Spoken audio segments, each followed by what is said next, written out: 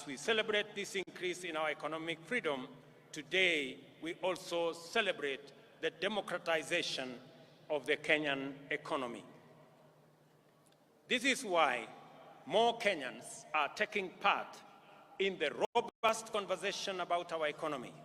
The conversation is inclusive, focusing on the proposals to raise revenues, to discourage imported goods that can be manufactured locally so as to grow local manufacturing and enhance export competitiveness.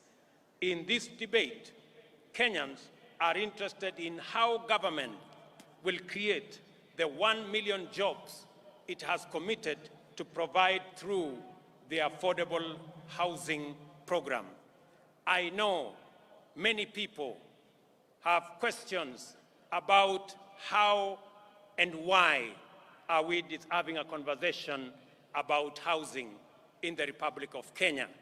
And progressively we are answering the how, we are answering the why, and we will answer every other question, because right here in Embu, and as we do in every part of Kenya, we have our own citizens, millions of young people who do not have a job.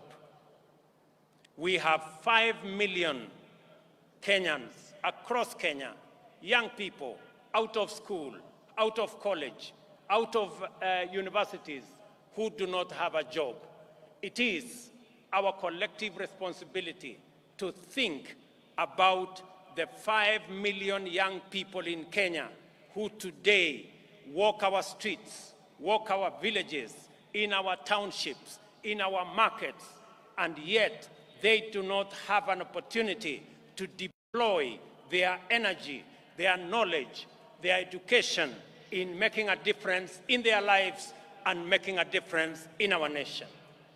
And I want to encourage all of us as the people of Kenya, as we look into this opportunity in